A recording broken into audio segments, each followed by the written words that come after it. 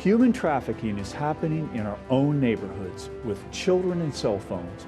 Watch and learn what to look for, what is being done, and what is our part in it.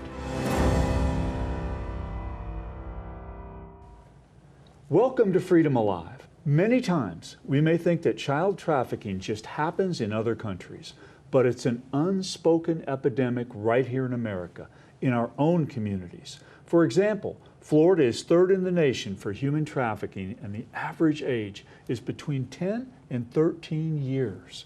Jan Edwards is one woman who has stepped up to help stop our children from being exploited. Jan Edwards is back on our program to continue the conversation on what we as parents need to look for and what is happening to battle it. I'm blessed to be joined again by a co-host, Matt Staver from Liberty Counsel.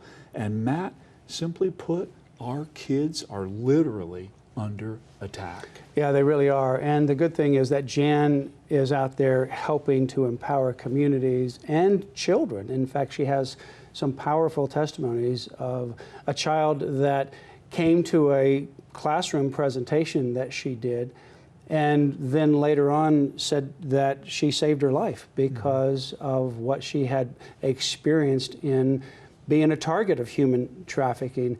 So we need to learn about what we can do. We need to learn about what it is, first of all, because we go on our lives and we don't realize that it's happening in our community, no matter whether it's a urban or rural community. It's happening everywhere. She said there's no zip code that's unaffected in our country.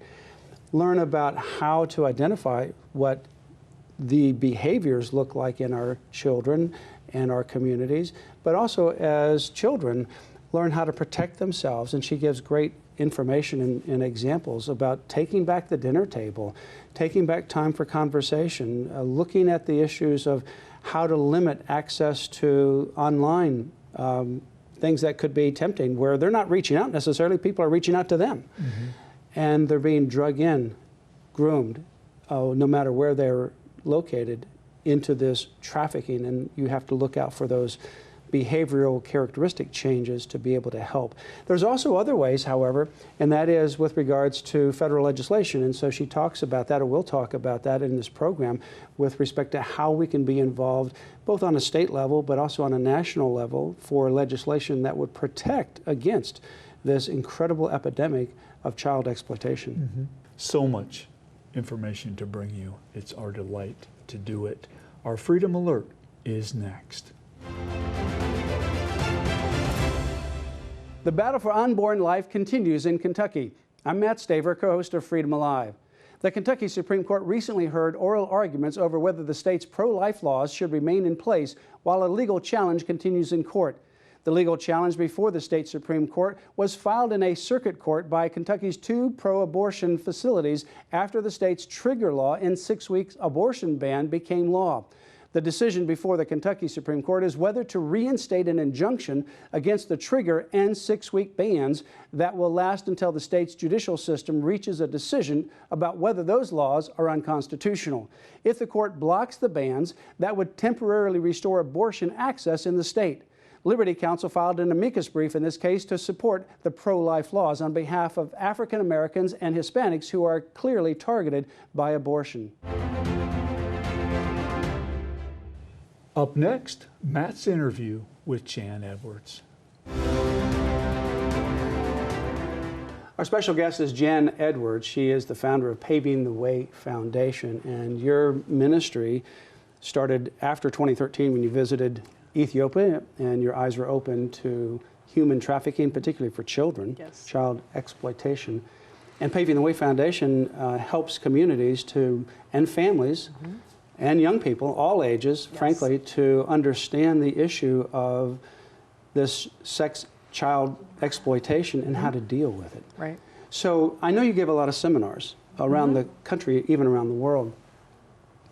Tell us what you would say in a seminar for parents or young people. You do it for young people in schools? Sure, yes. Or you do it for parents, you do it for law enforcement. Give us an idea of what to look for with regards to this child sex or exploitation.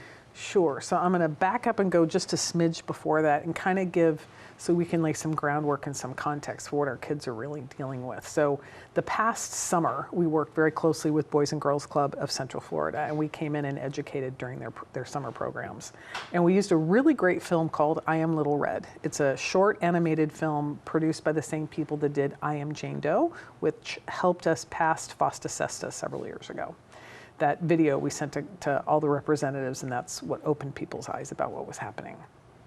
And there's a couple of questions we ask, and I'm going to point to one in particular because we really want to set them up to get a sense of what's happening. And we ask them, really, what do you think is a vulnerability? What makes a child vulnerable outside of age, right? Well, having siblings can make them vulnerable. Being upset or, angry with their parents can make them vulnerable. And the last thing that we ask them, I'll say, how many of you either have been or feel lonely? Every hand goes up. Every hand. We were in front of over 300 kids, and there were only 5 kids that didn't raise their hand, both boys and girls. We separate the boys and the girls. I worked with the boys, and my other team works with the girls. Our kids are lonely, and our predators know that. Our online predators and our traffickers know that. So there's some simple things you can look for. And the reason why they target teenagers, Matt, we're all jumbly during puberty anyway, right? We could have the same day. We can have Cheerios one day and Cheerios the next day, and one day is great and the next day is bad, and we don't know why, right? It's part of puberty. So first of all, you got to know your kids. Like, you really have to fully understand your kids. I knew when there was something up with my daughter. Are they spending a lot of time in their room, door closed? And when you walk in, laptop closes real fast or phone gets put down real fast and they get fidgety. It's like, okay, well, what are you doing, right?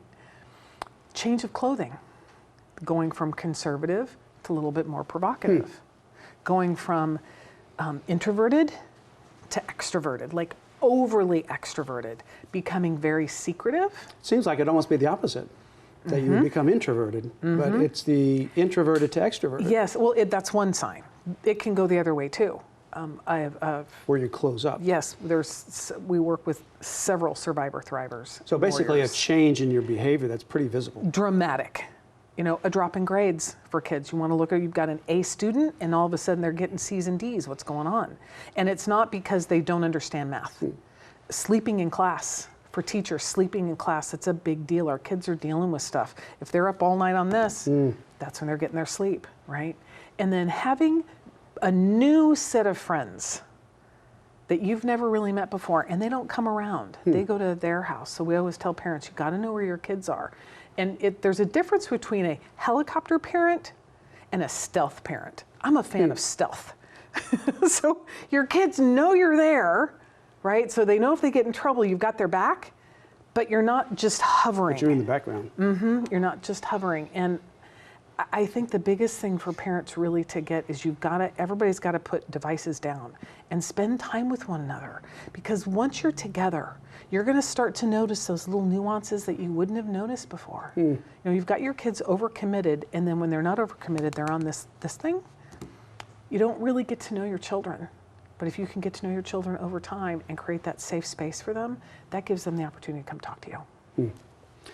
So I know you've dealt with so many children and families. I know lots of stories that you have. Yes. To kind of put a face, if you will, on what we're talking about, share some of the stories with us. Sure. So let's see. About 3 years ago, we did a program at a middle school in Seminole County. We educated 350 kids over a couple of weeks. And the second, so we break our classes up into 2 classes. The first class, we show our award-winning film, Trapped in the Trade, where it shows the intentional grooming and recruitment of children by children in schools. That's real. It happens. And it doesn't have a happy ending, so it leaves the door open for us to have a conversation. I think that's really what makes our program so effective, Matt. And that's a film that you produced. Yeah. How long is that? It's about 27 minutes, short. So you can present it in an hour class. Absolutely, and that's what we do. Okay. So we have a conversation after the film, and I think that's really what has our programs be so effective is we engage kids in critical thinking. I want them to do the thinking and problem solving. It's like, okay, if you were that person in that film, what would you do? If that was your friend, what would you do? And we dialogue about it, which is great. Kids are so smart. The second class, we talk about social media, online safety, exploitation, tactics being used online, laws that protect them. Kids don't really understand they have rights, so we tell them about their rights. And we were at the second day talking about social media. I had 10 little boys, because the thing that people don't know, they assume it's all girls. It's not. About 30% to 40%, depending on your geographic location, it's boys being recruited into this. So I had about 10 little boys all in a circle going, I'm deleting Snapchat, me too. So like instantaneously, they're deleting apps that could put them in danger. Any app that's got a chat feature can put your child in danger. I get a call about 2 weeks later from the principal. About 7 days after that class, a little girl had gotten a text from someone that she didn't know asking for an inappropriate picture. She immediately went to her parents. Now she's 12 years old, right? Immediately went to her parents. Parents called the police. They got the guy, and they called the principal and let him know. And she said to her parents, because of the class I took with Miss Jan, I knew what to do. Wow. So empowering our children to know what to do is really one way how we solve this. Because it takes dollars, literally dollars, to educate a child. It's millions of dollars to recover, rehab, reintegrate a human being back into life that's been trafficked. Over here, it's a better ROI for me, and every human life is worth it. But over here, I know what the trauma is happening. I just as soon prevent that. I just as soon have our kids have a shot at what God put them here to do. And I tell them that. I said, look, I don't know why you're here, but you're here for a reason. And my job is to make sure you've got a shot at making that reason happen. So I know you work with law enforcement, Internet Crimes Against Children's Task Force, and other law enforcement agencies. What's happening in the law enforcement arena with regards to particularly human trafficking with regards to young people? Right. So I have lots of friends in law enforcement across the country at all levels, right? Local all the way up to HSI at the federal level. And there's two things that I know and people don't really fully grasp. The men and women that are in the anti-trafficking space, the stuff they see on a daily basis. Oh, I know. I can't even fathom, so I'm so grateful for them. And we don't have enough of them. We don't have enough. We need more. They need more tools. They're doing the best they can with what they have. And I have some really great friends. They've got his name's Dan Nash and Allison. They run an organization called the Human Trafficking Training Center. And all they do is go educate law enforcement, collective liberty. All they do is educate law enforcement, because these are former law enforcement and former prosecutors, right? You can't get anybody better than that. And they go in and give them the signs, because a lot of times what happens is you've got a highway patrol officer pulling a car over. We've read the stories about he is looking in the back and it's weird, and he starts asking questions, and because the questions he knew to ask, they helped recover girls who were being trafficked. So educating our law enforcement is imperative, because even if you and I are out, right, Matt, and we're at dinner and we see something funny and we pick up the phone and we call, if that law enforcement officer isn't trained to know what to ask for and know what to do, we're kind of at a mute point. So having our law enforcement trained is imperative, and I'm so grateful for our partners across the country that go in and train them, right? And the forensic tools that are now available, our law enforcement, the job they do in the daily, I can't even fathom. Now, you had mentioned that there is grooming that takes place in the schools, and I asked you at one time when we were talking about that, public, private, and Christian schools. You said all three, all the different schools. What kind of grooming takes place in a school, for example? Is it someone from the outside? Is it child on child, or how does it happen? We have 7.9 million people on the planet. There's 7.9 million people way to groom. But if anybody's watched the documentary about Jeffrey Epstein, it's the same pattern over and over and over again. You have a vulnerable child. First of all, they're children, so they're vulnerable emotionally. Second of all, you've got children dealing with all the things that are in life. And that's the past 3 years have really created an environment for our children of uncertainty. We as adults, the rules change every day. We're uncertain. And we don't know how to language it to our kids, because we don't know what's going to happen tomorrow, right? And they feel it. Every time I say this, they're all nodding their heads saying, yeah. And I said, where do you go when you're uncomfortable and you want certainty? Right here. And the tactic that they're using is connection, empathy, understanding. I understand where you are. I've been there too. Let's talk about what's happening. And that's really the part that our kids just want to be heard. They want to feel connected. And that's all it takes sometimes, is for an adult that they don't know is an adult. And that would be an adult that would be in school. Yes, and so it same could be thing a teacher, with a staff, yes, some administrator. We just saw there were, I think, 281 teachers arrested last year doing grooming and predatory behavior with our children. It can also happen child on child. That's what Epstein did.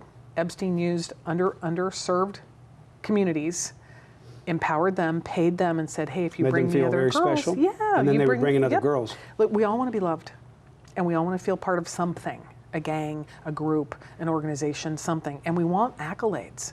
You know, I've talked to little girls that were groomed and recruited online, and they've since been, you know, they were doing webcam stuff, and they've since stopped doing that.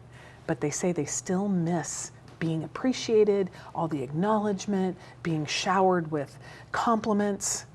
Makes us feel good, right? And that's what they use. And it's the same thing. It's the typical popular girl, unpopular girl. You know, in 7th or 8th grade, when we've got glasses and curly hair and braces, and then we go into high school, sophomore year-ish, our body's developed, we figured out how to use a straightener, we don't wear glasses anymore, and our teeth are straight, right? And now all of a sudden you've got the popular girl realizing that the quote, quote, ugly duckling is pretty, and maybe she's recruiting, and that's really what our film shows, is you've got a girl in the school. Does it also happen with boy and boy? Absolutely. Well, you know, a lot of times they work in pairs, so it's girl-boy. Girl befriends, boy becomes romance, or the other way around. Boy befriends, girl becomes romance. So in the time that we have left, I want to touch on two things. And we don't have a lot of time, but okay. I want to touch on two things. One, about parents/children, knowing how they're being groomed and how to stop that. And number two, some of the legislation that can be or that is proposed to address this issue. Sure. So I want to make sure I heard you right. So you want me to you want to talk about grooming tactics, or how do I know if a child's being groomed? How do you know if a child's being groomed? Right. So it's an alteration of behavior at lower grades, new like friends. you said earlier. Yeah, newer. And the other thing and then too, the best way to address that as a parent is pushback, because you know we're human and we're fallible. I was almost always the last person to pick up my daughter. I always picked up my daughter at aftercare, but I was almost always the last person, right? And we had all of this when she was little. She could have easily said, my mom's late again, my mom's late again, my mom's late again, right? All it takes is a predator to pick up on that and go, well, clearly she doesn't love you. If she loved you, she'd be on time. And you've got that young brain being fed into that, right? So they put this wedge between you and your family. I'm your solution, I'm your answer. And so when a child becomes far more pushed back than they have been before, it's a really great sign. And how we prevent that is having conversations with our kids. It's the and you were simplest saying solution. to take control again of the dinner table and your free time at home. Make sure you put some time together for the family. Have the dinner so you're table. Not stuck looking at this thing all the time. Have the dinner table, but have a phones down rule. Right? Phones down rule. We're going to talk about and have great questions to talk. And one of the other things you mentioned is that there are cell phones that look like smartphones, but they're really not smartphones. Correct. You can get a phone that does not connect to the internet. Gab phone, and then Bark is developing a phone right now. Bark.us is developing a phone as well. And then obviously monitor, block things, and so forth and so on. But be involved, because this is going to be a big entryway. It's the entryway. 90% of grooming recruitment happens right here. Right here. Now, there's some legislation. There's some legislation that you've been involved with in Florida, HB 851 in Florida. But there's also other federal legislation. Yes. Talk a little bit about what can be done legislatively. Absolutely. So there's, we're at a crucial point in time right now, towards the end of the year. And there's 3 pieces of legislation, really 4, but 3 pieces of legislation that's imperative we take action on. The first one is the reauthorization of the TVPA, right? That's the act that provides services for providers, for our warriors and survivors, for prosecution, for victims advocates. It's such important funding, and that's got to pass before the end of the year. The other one is KOSA, Kids Online Safety Act, and that it's so simple, is all it requires is any device that leaves the manufacturer has all the parent controls on. Okay. I don't know if you've been to seen a PS2 or an Xbox lately, but with an Xbox, you got to go in 36 screens before you get to parent control. Oh. If you don't know technology, You're your not gonna kids, find it. right? So there's that. So it's not just this that you have to be concerned about. Video games, for sure. Discord, it's where they will interact with gamers. The third piece of legislation is called the No Trafficking Zone. And my friend in Houston helped write that piece of legislation. Now, this is federal legislation you're talking This is about. all federal legislation. Yeah, she helped write this piece of legislation. It passed the House, trying to get it into the Senate. And really what it does is it increases penalties of anyone that attempts to exploit or groom and entice a child on school property, which would include students, or off of school property at a school event. Very simple. And then the last piece, which is probably the most controversial piece, is called the Earn It Act. And the Earn It Act is going to hold big tech accountable. Because here's the deal. They're making money off the backs of our kids. And we've got to hold them accountable. And so it requires them to remove child sexual abuse material within 24 hours of being reported. It's going to create a commission between survivors and big tech, because technology's not going away. We have AI, we have VR, it's not going away. We've got to figure out a way to work within it that's going to work for our kids. And lastly, it's really kind of carving out a piece of CDA 230, the Communications Decency Act, Right. that says if this is happening, child sexual abuse, if this is happening, you can't hide behind CDA 230 anymore. Right. Well, I think Section 230 ought to be repealed completely. It was originally issued when these social media, other video sharing, Right. audio sharing platforms were neutral, and they're no longer neutral. No, they're not. And so it has no purpose anymore other than to give them a shield to do whatever they want Exactly. to do, including censor when they shouldn't be censoring, but also do anything they want to without any repercussion. Right. In our final moments, speak to the people that are viewing here about this issue, what they can do, and what's on Sure. your heart. Sure. It's our job to protect our children. It's our job. Our children are under attack. Online, on video games, and as parents, guardians, neighbors, teachers, administrators, really, we've got to be the watchman on the wall to protect them, which means we've got to pay attention to what they're doing. We've got to pay attention to what they're not doing. If you've got a student that is a straight A student, cheerleader, football, basketball, choir, and all of a sudden they remove themselves from that, there's something happening. And it's being that compassionate heart and that soul. Our kids just want to be heard. They want to be trusted. And we're the ones to do that. So I'm just asking you to lay down your arms, lay down your biases, lay down your assumptions, open your heart up to your kids, and have the real conversations they're dying for. Literally and figuratively. We can do it. We're God's children, and we've got to protect our children. Well, thank you, Jan. Jan Edwards with Paving the Way Foundation, and you can find more about her, to be a speaker, to find additional resources, the documentary that she produced, pavingthewayfoundation.org. That's pavingthewayfoundation.org. Thank you for being our guest. Thank you for inviting me, Matt.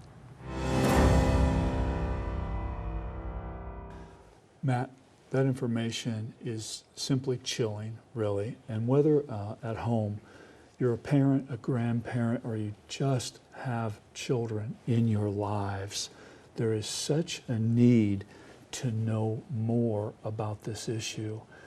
Matt, I was taken aback with Jan's example of the DMs to the 10-year-old, and the real reality is in that moment of truth, we have a 10-year-old child who is battling with online predators, really alone. Yeah, I remember a scene in an Andy Griffith movie where Andy Griffith was trying to talk to his son about, humans and marriage and things of that nature. He was very, very uncomfortable in doing that. Parents or people are very uncomfortable in communicating with their children. And that's completely understandable. Obviously, that can be embarrassing. That's uncomfortable to have these communications, especially, for example, if you're in a single parent household and you're a father and you have a daughter, or vice versa, it can be an uncomfortable conversation. But when you're going through that uncomfortable feeling, remember this: you may be uncomfortable and you don't have that conversation, whether it's regarding their, growing up, but also this issue of sexual exploitation. If you don't have that conversation, you can guarantee others are having that conversation with your child. So it's best for you to engage, find out what this is about. You might think, well, my child is a great child and they go to a Christian school, for example. Well, so, your child has access to the internet. Most likely, your child likely has access to a cell phone. Your child has access to other people who have access to the internet, to cell phones, to other kinds of information. So you can't keep them in a bubble, and you have to be aware of some of those signs. And Jan talks about some of those signs, drastic changes of behavior, as an example. Parents need to become educated, and grandparents and all of us, because we all have children in our lives, educated about the signs that are oftentimes clearly visible when someone is exploited, or they are trafficked, or they are targeted. But also take efforts, as Jan talked about in our program, about making sure that your children in your lives are safe. And even if you don't have children, share that information with those who do have children. Perhaps you have coworkers at work that have young children. You may not have children. You have other friends in your community that have children. Share this information so that they can be empowered. And that's what Paving the Way Foundation is about, is empowering communities to not only become educated, but also to address this issue of child exploitation. Mm-hmm. For those of you at home, just an emphasis again, you are not alone.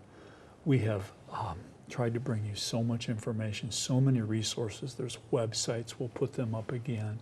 One of the key points I think also that was made, the simple reality, one of the key battlegrounds in this whole issue is your dining room table, and just something as simple as putting phones away and talking, having these uncomfortable conversations as parents, as grandparents, as anyone who has kids in our lives.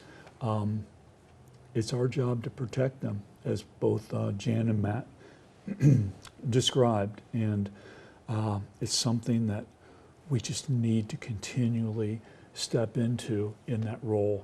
Well, in closing, remember Psalm 8, verse 23, which says, "Defend the weak and the fatherless, uphold the cause of the poor and the oppressed." Our freedom is a gift from our Creator. We must never forget that and always protect it. So join us here next time, where you'll hear victories as well as ways you can stand up for your priceless freedom. Join us again for Freedom Alive.